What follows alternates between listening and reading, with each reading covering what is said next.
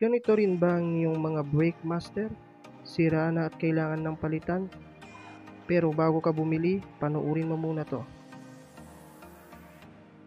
At kung tulad ko kayo nagtitipid at wala pang budget pambili, pues pwede nyong gayahin ang ginawa nating video. Humanap lamang ng coins na 5 cents at bumili ng pandikit natin dito na epoxy para iwas leak at siguradong matigas at matibay ang pagkakagawa.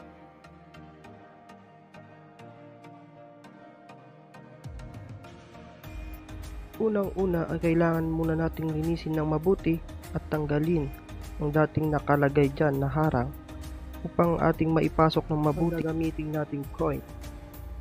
Pagkatapos linisan at nailapat na natin ang coins, ay titimplahin naman natin ang ating nabiling epoxy. Magkarga lamang ng kaunti dahil ito ay mabilis tumigas at hindi ito masayang. At pag nahalo na natin ng mabuti, ay pwede na natin itong i-apply sa ating paglalagyan. At ayan na nga, naghintay tayo ng konting sandali at medyo matigas na ito.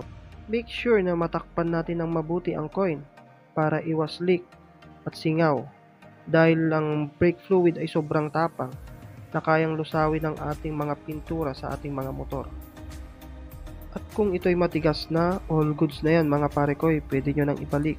Pero kung meron kayong mga naitabing mga liha, pwede nyo itong ilihain para ito ay mapakinis palalo. Magandang tignan pag ating binalik na sa tamang lagayan. Hindi ko naman recommend na bumili ng mga liha o mga pintura. Ang purpose naman ng videong ito ay para makatipid at makaiwas sa pagbili ng bago kung pwede pa itong ayusin. At naalala ko bigla, meron pala akong nabili noon sa Shopee na color pen gawa ng gasgas ng ating motor at ngayon ay magagamit na natin.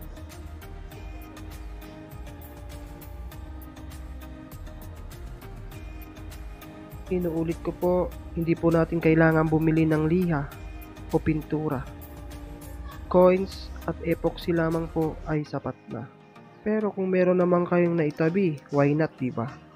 Para mas mapaganda pa natin lalo ang ating ginawang brake master.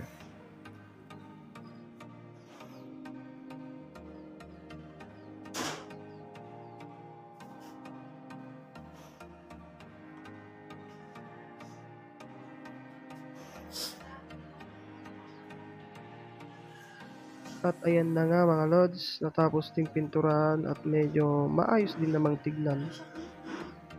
At ayan na nga mga lods, naibalik na natin at atin ang susubukan, nagka-function ba ng mabuti. Ayan kung nakikita nyo sa video, malakas pa rin ang ating brake sa harapan. Ayun, so okay siya mga lods, no? Yan, gamit lang ng epoxy at 5 cents na coins. Ayan, maayos ng ating problema at hindi tayo bumili ng bago. Yan mga lods, thank you.